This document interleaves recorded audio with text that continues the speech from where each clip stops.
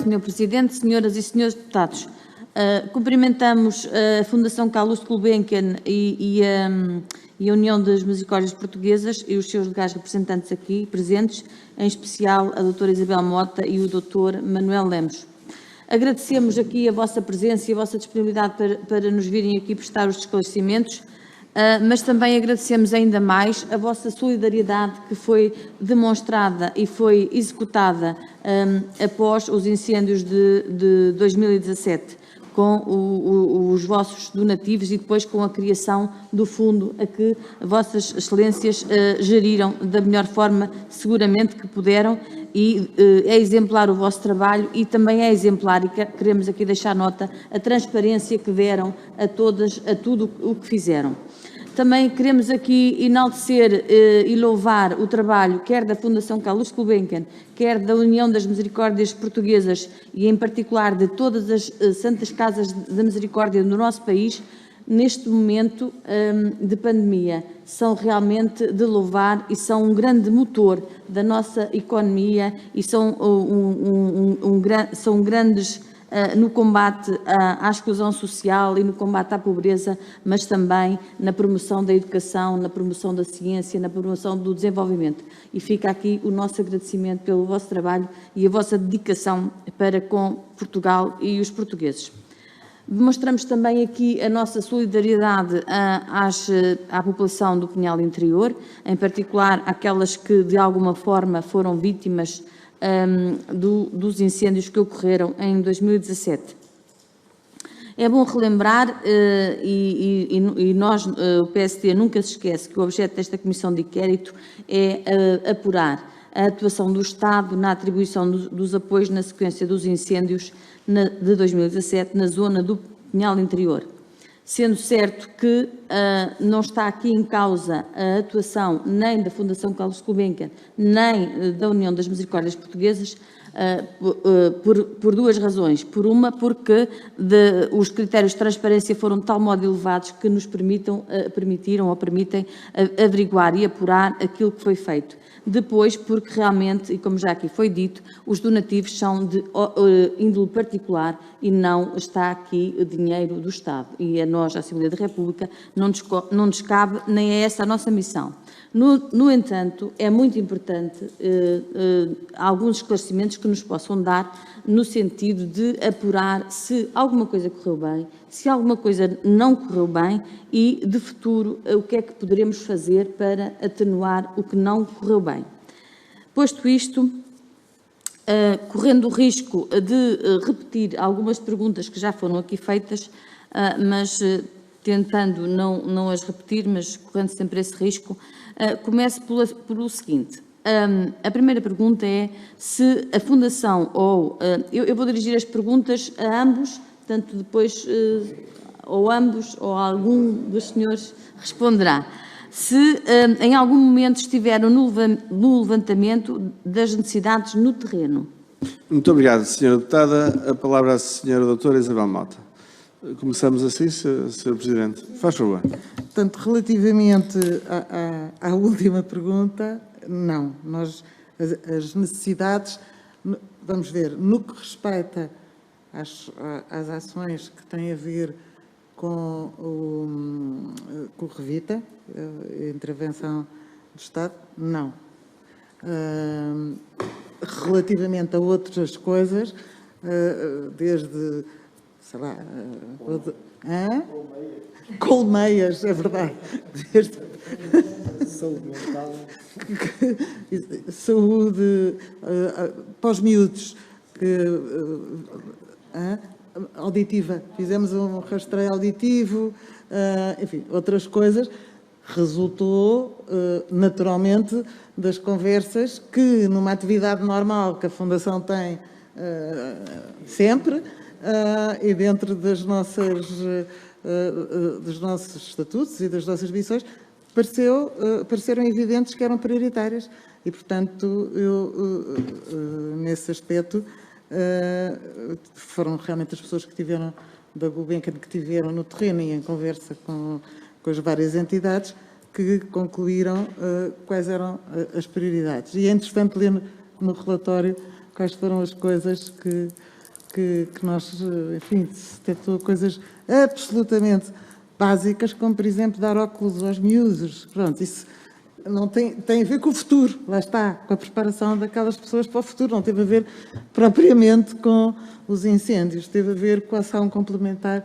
de dar esperança e capacidades a essas pessoas. As colmeias também foi uma coisa muito divertida, porque as colmeias são fundamentais para semear, para voltar a semear,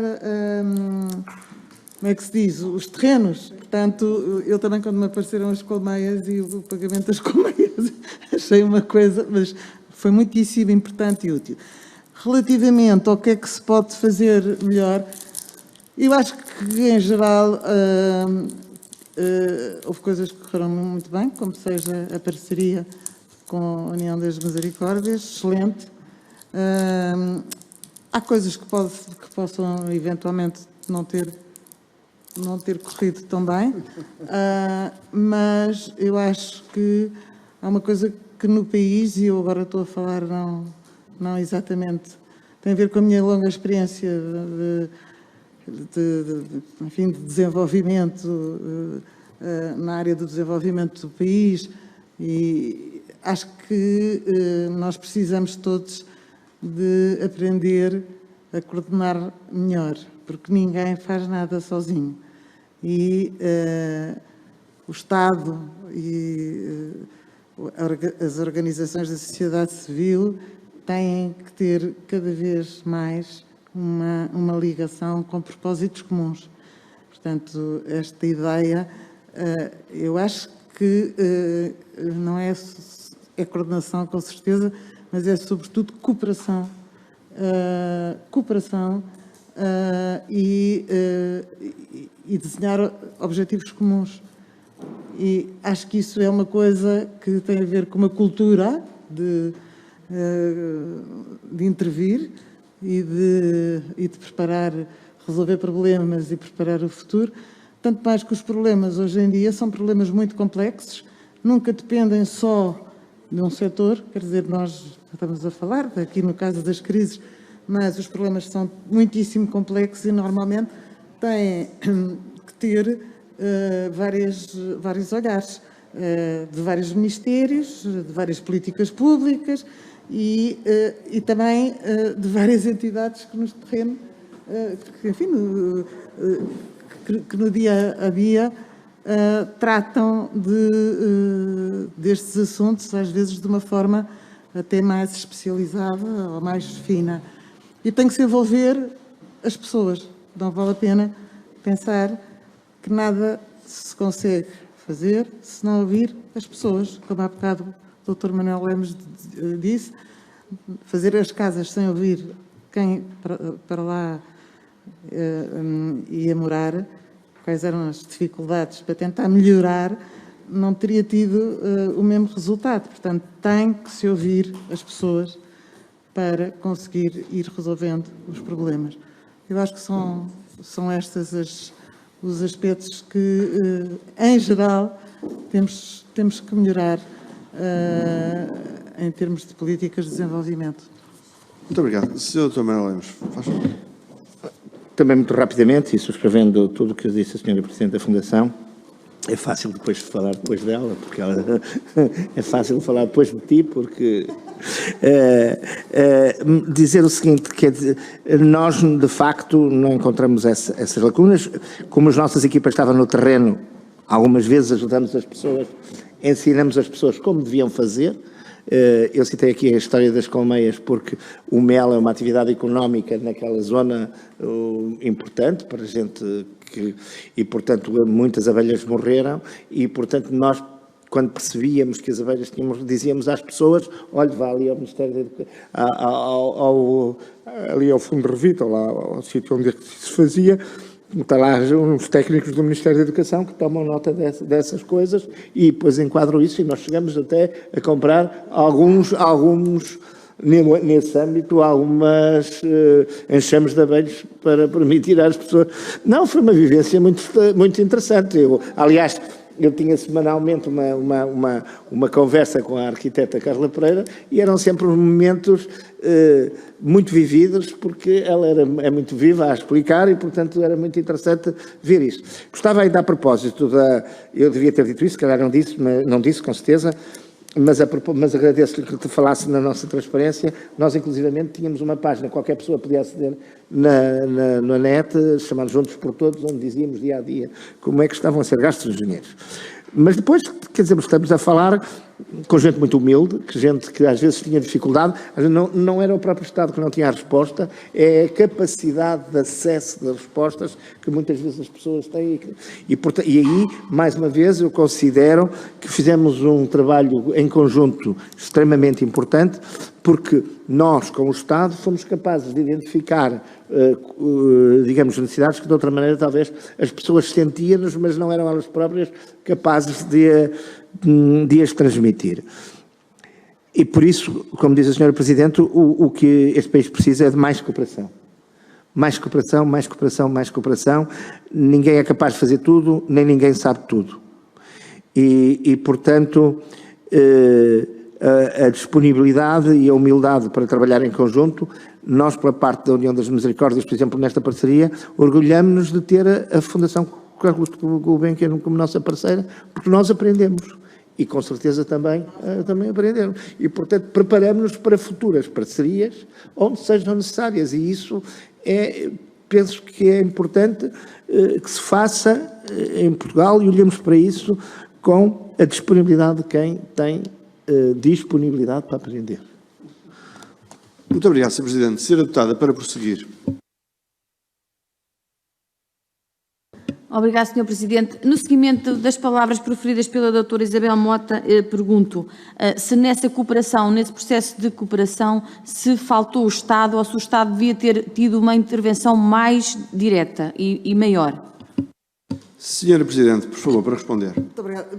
No caso em apreço, acho que teve no caso em apreço, acho que teve o papel que devia ter e que pôde ter e que fez naturalmente todos os esforços para corresponder àquilo que eram não é as necessidades, àquilo que era a sua função. Portanto, acho que houve cooperação, de facto, sem dúvida nenhuma. Sr. Presidente. Acho que basta a circunstância de nós termos feito o protocolo com o Revita. O próprio protocolo em si é uma expressão dessa capacidade de cooperar do Estado, neste caso concreto. Muito obrigado, Sra. Deputada.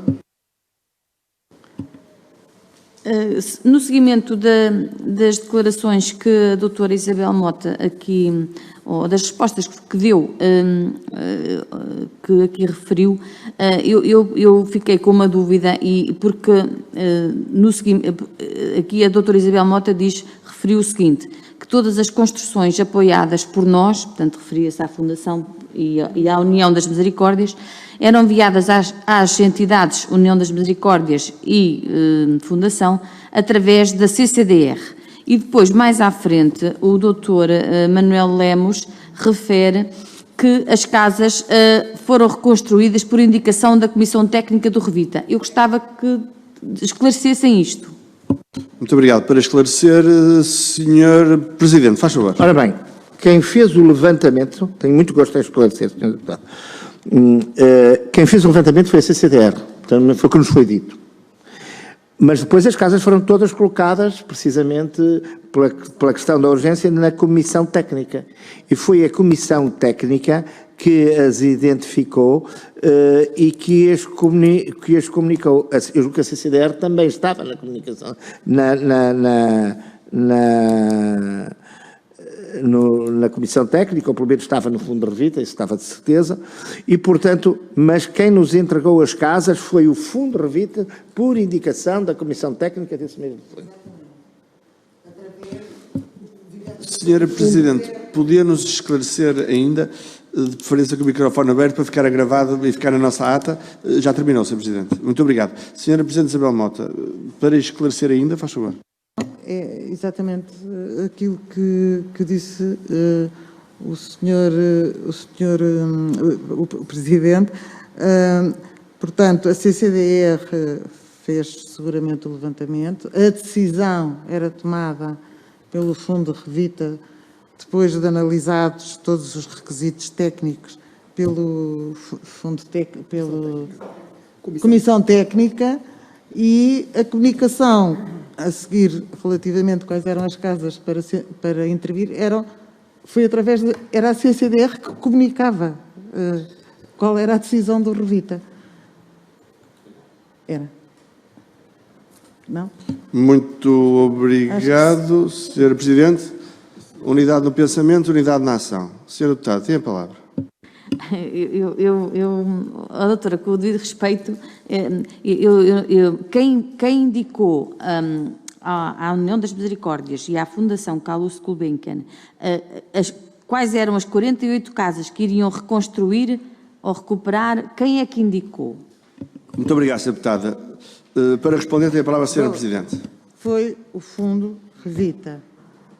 Agora, eu tenho ideia, porventura, dos papéis, porventura não correta, mas se me der uns minutos posso já verificar. Parece-me que seria natural que as decisões que o Fundo Revita, portanto, a decisão é do Fundo, fossem transmitidas através do organismo de planeamento local.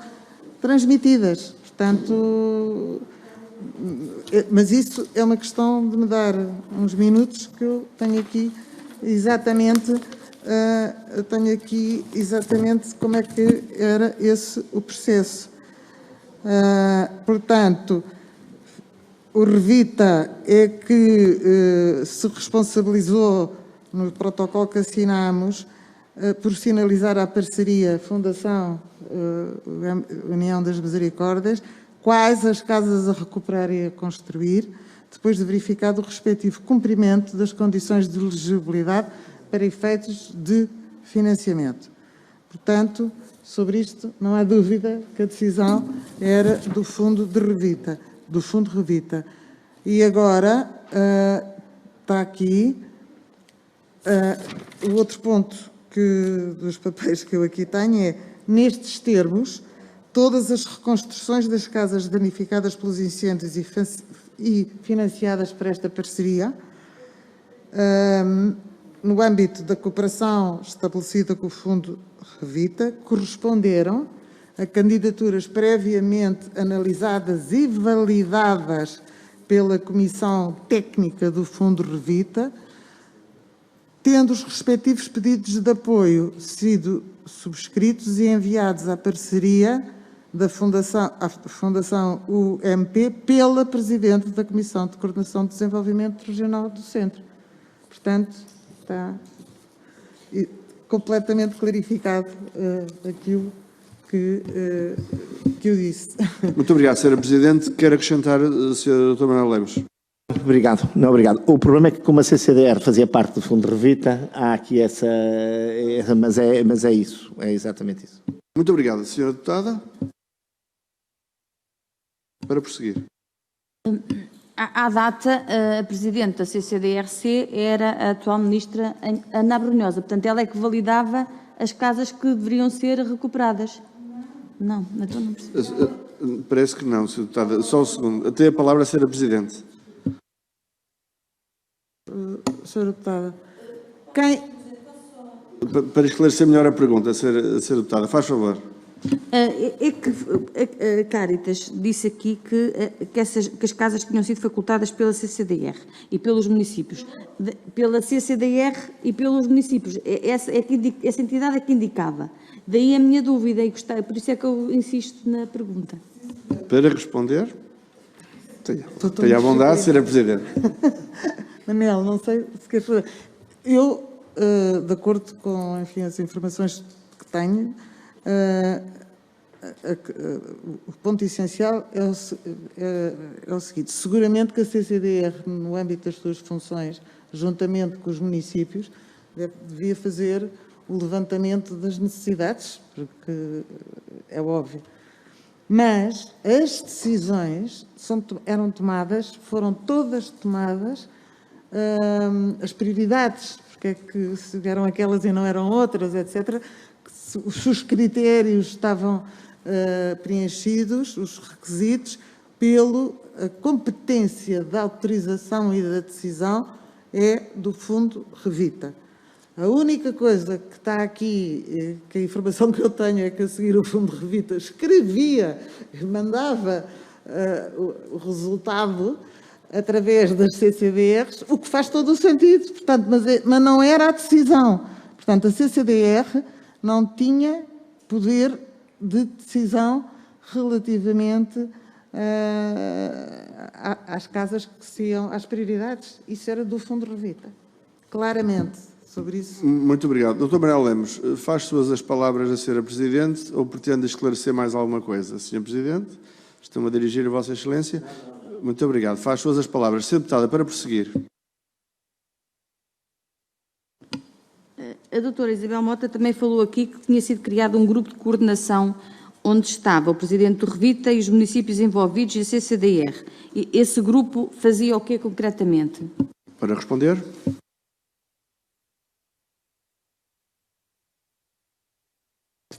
Portanto,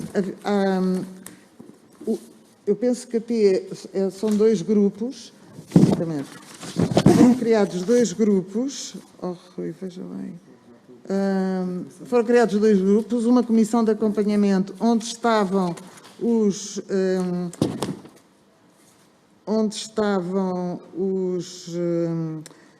municípios, está aqui, desculpe, portanto, o Conselho de Gestão havia um Conselho de Gestão e uma comissão técnica do Fundo, as duas coisas. No Conselho de Gestão estava um representante do Fundo, do Instituto de Segurança Social, que é o Dr. Rui Filhais, um representante designado pelas câmaras municipais de Castanheira, de Pera, Figueiroz e Pedrógão, um representante designado pelas IPSS e Associações Humanitárias de Bombeiros a nível distrital. Na Comissão Técnica, 3 elementos designados pelas câmaras municipais de Castanheira, Figueiredo e Pedrógão, 3 elementos da CCDR e 2 elementos da Unidade de Missão para a valorização do interior. Portanto, isto foi estipulado pelo Revita. E, em seguida, os procedimentos foi exatamente aqueles que eu referi. Portanto, o Fundo Revita é que teve o poder de decidir. Muito obrigado, Sra. Presidente. A palavra à Sra. Deputada, faz favor. Obrigado, Sr. Presidente. Quer um, quer outro, estiveram no terreno a acompanhar e a fiscalizar a recuperação e a reconstrução? Para responder, Dr. Manuel Lemos. A União esteve sempre. Eu não, infelizmente. A União esteve sempre, por isso eu disse que tínhamos uma equipa no terreno que era chefiada pela arquiteta Carla Pereira, provedora da Santa Casa da Misericórdia da Aldeia Galega da Messiana, e em back-office, na área financeira, pelo Dr. José Rabassa, que está aqui comigo. Mas estivemos sempre, e a Gulbenkian também. Nós também... Sra. Presidente, para acrescentar? A acrescentar, Sr. Presidente, nós tivemos 2 pessoas que, aliás, não posso deixar de as louvar profundamente pelo empenho que tiveram, pela dedicação total. A engenheira Luísa Val, uma das nossas diretoras desta área da coesão social, e o Dr. Celso Matias, que também é um diretor da Fundação, que estiveram no terreno, sempre. E toda a parte jurídica foi acompanhada pelo Dr. Rui Gonçalves, em back-office. Também foi lá. Jurídica e de procedimento, pronto. Muito obrigado, Sra. Presidente. Sra. Deputada, a palavra de novo. Obrigado, Sr. Presidente. A quem faziam os pagamentos? Muito obrigado. Sr. Dr. Manuel Lemos. Nós fazíamos os pagamentos diretamente às empresas com quem nós contratávamos. Exatamente. Pois. E ao Estado, porque havia IVAs e mais não sei o quê. Claro. O quê? Muito obrigado. Senhora deputada, creio que a resposta foi clara. Para prosseguir. Referiu e ao Estado, concretamente, o que é que pagavam ao Estado? O IVA. O IVA. Está esclarecido que era mesmo o IVA ou outros impostos. Muito obrigado. Para prosseguir, senhora deputada. Conferiam os autos de medição? Sim, escrupulosamente. A palavra acaba de ser dada e retirada e tornada a dar ao Dr. Manuel Lemos, respondeu sim. Senhora deputada, tem a palavra. Nos pagamentos seguiam os valores referenciados pelo Fundo de Revita, os valores por metro quadrado? Dr. Manuel Lemos. Sim, mas negociávamos. Quanto mais dinheiro poupássemos, mais dinheiro havia para recuperar as casas. Deputada, sim, negociavam. Foi a resposta. Faz favor, para prosseguir.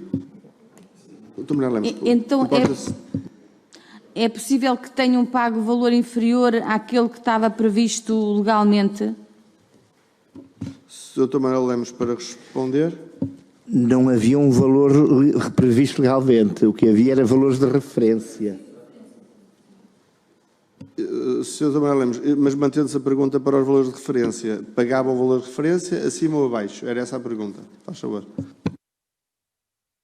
Nós, com a tradição de boa gestão que temos, tentávamos sempre pagar abaixo. E mantendo e subindo a qualidade. Muito obrigado. Senhora deputada, para prosseguir. Tentavam, mas isso efetivamente aconteceu, Sr. Presidente. Sr. Presidente, para responder.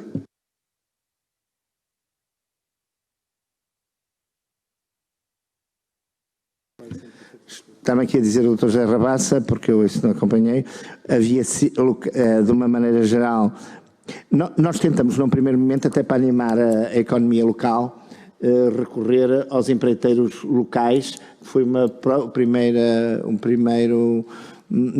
forma que foi consensualmente aceito pelo Revita, que seria uma boa estratégia.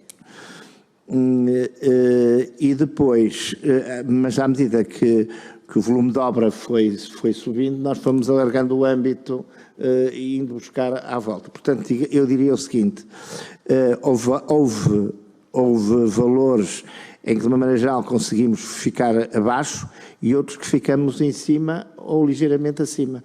Isso não nos preocupou muito, porque o que era muito importante para nós era ter aquele valor como um valor de referência e, dentro disso, fazer a melhor gestão, sendo certo que preocupou-nos mais a qualidade dos materiais do que propriamente o valor que tinha, um bocadinho na lógica daquilo que eu respondi há bocadinho ao deputado João Dias. Muito obrigado. Sr. Presidente, presumo que quer ainda dizer algo sobre isto. Era só para explicitar que na nossa parceria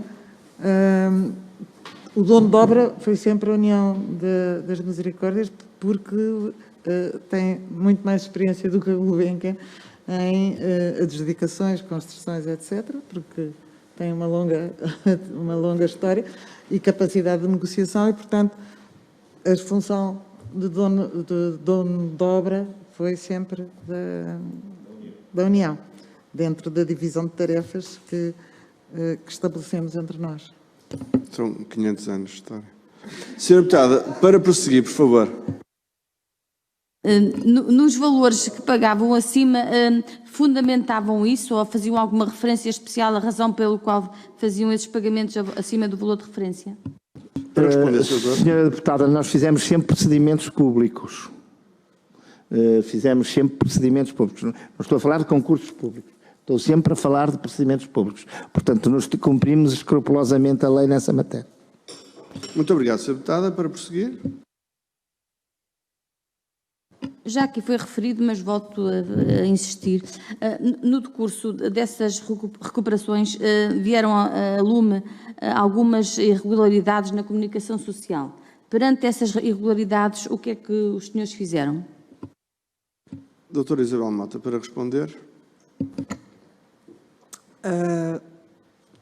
Nós constituímos-nos como uma vez aberto o inquérito por parte... Hã? Uma vez preferida a acusação pelo Ministério Público e nós constituímos-nos ambos como assistentes e pedimos e lesados e, portanto, pedimos uma indemnização que estamos à espera agora de ver o que é que o Tribunal diz. Muito obrigado, Sra. Deputada. Qual a razão em concreto por que deduziram esse pedido de indenização civil? Para responder a esta questão, eu dou a palavra ao Dr. Manuel Lemos. Faz favor. Muito obrigado, Sr. Presidente. A razão é desde logo, uma razão de que o dinheiro não era nosso. O dinheiro foi-nos confiado pelos portugueses para ajudarmos aqueles outros portugueses. E, portanto, nós tínhamos um dever acrescido de responsabilidade. É um bocadinho aquela questão, há um bocadinho que o Sr. Deputado levantava. Se não o fizéssemos, então sim, poderia-se levantar aquela questão da credibilidade que nós tínhamos. Não, portanto, esperamos que o Tribunal diga sim, se não, mas não podíamos permitir, não podíamos permitir que amanhã nos viessem dizer vocês não usaram dinheiro de cautela, é o dinheiro que vos foi confiado por cada um de nós, às vezes com sacrifício. Sr. Doutor, ainda para acrescentar, faz favor. Claramente, o Ministério Público, quando preferiu a acusação, considerou-nos lesados, considerou-nos logo como lesados no âmbito do processo. Portanto, foi o próprio Ministério Público que enfim, estabeleceu a natureza da nossa posição. Muito obrigado. Sra. Deputada, devolvo-lhe a palavra, faz favor. Obrigada, Sr. Presidente. Mas também a razão será porque essas 5 casas estão em causa, ou podem vir a estar em causa, algumas irregularidades na construção dessas 5 casas? Muito obrigado, Sra. Deputada. Para responder, Dr. Manuel Lemos, faz favor. Vamos lá ver. Porque poderão é que o Ministério Público deduziu a acusação e comunicou-nos e, portanto, perguntou-nos se nós nos queríamos constituir assistentes, a questão mesmo assim concreta. E nós, pelas razões que eu aduzi e também da senhora Presidente, nós entendemos fazê-lo. Mas a questão está levantada pelo próprio Ministério Público quando decide fazer a acusação. Muito obrigado, Sr. Doutor. Eu compreendo que a pergunta da Sra. Deputada é retórica, porque é advogada também e sabe exatamente o que é que nós estamos aqui a falar, mas, Sra. Deputada, a palavra é sua, faz favor de prosseguir. Um bom advogado só pergunta quando sabe a resposta. Faz favor, Sra. Deputada. Peço desculpa por insistir neste assunto, mas se não existisse nenhuma irregularidade, a Fundação Carlos Gulbenkian não teria, e nem a União das Misericórdias, não teria deduzido este pedido de indenização civil. Muito obrigado, Sra. Deputada. Para responder, doutora Isabel Mota, faz favor. Vamos ver. Quem levantou a questão de poder haver irregularidades foi o Ministério Público. E portanto, está claro que, do lado do Ministério Público, a questão se colocou. Desde logo, o Ministério Público considerou que, a haver irregularidades, nós, que nos constituímos como assistentes, considerou-nos também lesados. A haver e a provar-se. Pronto, é só... Portanto, só depois do Tribunal decidir sobre se há ou não há ilegalidade, é que a situação poderá ser clarificada e resolvida. Ou é ou não é. E decide quem pode e quem deve. Muito obrigado, Sra. Presidente. Sra. Deputada, faz favor. resta pouco tempo, quero falar ainda, os senhores também apoiaram, já que foi dito, os agricultores. Designadamente apoiaram os agricultores de Castanheira de Pera e depois os agricultores dos concelhos de Góis, Pampilhosa, da Serra, Penela e Sertã, nos valores contemplados entre 1.053 a 5.000 euros. A pergunta é se não acham que devia ter sido o Estado a apoiar estes valores aos agricultores. Muito obrigado, Sra. Deputada. Dr. Manuel Lemos, para responder. Vamos lá ver, nós tínhamos um protocolo com o Estado na via do Revita. Portanto, para nós, na base do acordo, ficou combinado que éramos nós, digamos, de alguma maneira, nós aceitamos isso como bom e, portanto, não tivemos que dizer que têm que ser os senhores. Não, eram verbas, muitas vezes algumas eram muito irrisórias em relação a algumas pessoas e, portanto, pensamos que era melhor, quer dizer, aceitamos ou chegamos a essa conclusão, não participei nessa negociação diretamente, não sei como é que se lá chegou, mas a verdade é que nós achamos razoável e fazia sentido e aceitamos isso. Para responder ainda, Sra. Presidente, quer acrescentar alguma coisa? Faz favor. Manuel Lemos, por favor, desligue. Desculpe. Muito obrigada, Sr. Presidente. Queria só dizer que neste acordo que nós fizemos e que achamos importante, que fizemos com a União das Misericórdias,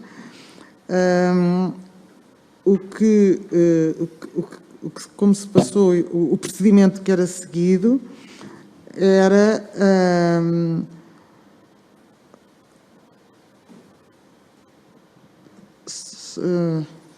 só um minuto, era a análise das candidaturas e o cálculo dos respectivos montantes das indemnizações era realizada pela Direção-Geral, foi realizada pela Direção-Geral da Agricultura e Pescas do Centro. Portanto, era com base nessa avaliação que nós fizemos os apoios aos agricultores e quem nos dava essa informação era o Presidente da Unidade de Missão para a Valorização do Interior. Portanto, houve, digamos, que uma colaboração, eles com certeza que apoiaram muitas das outras coisas, do Estado, e nós apoiámos, dentro de um determinado montante, apoiámos, acrescemos, portanto, ao apoio que foi dado. Muito obrigado, Sra. Presidente. Sra. Deputada, faz favor. Os candidatos apresentavam a sua candidatura onde? Nessa direção regional? Sra. Presidente, para responder.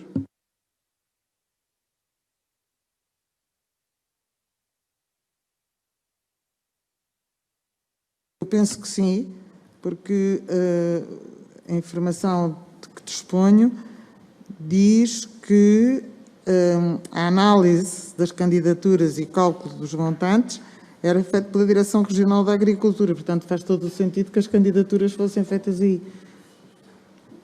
Muito obrigado, Sra. Deputada.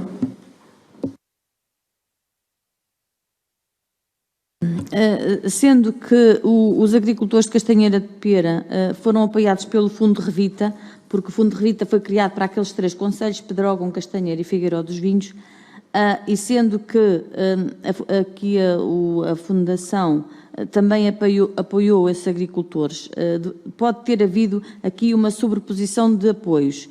Isso era controlado?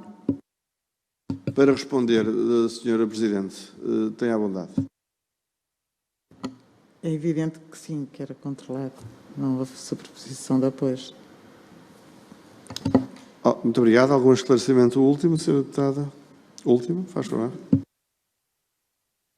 O esclarecimento último é o seguinte, é dizer que o Fundo de Revita não é Estado, porque o Fundo de Revita, na sua maior parte, era composto por fundos privados, portanto, da solidariedade dos portugueses e fora de Portugal. E também queria aqui agradecer a vossa disponibilidade e a vossa presença e voltar a enaltecer a vossa missão que têm para Portugal e para os portugueses. Muito obrigada.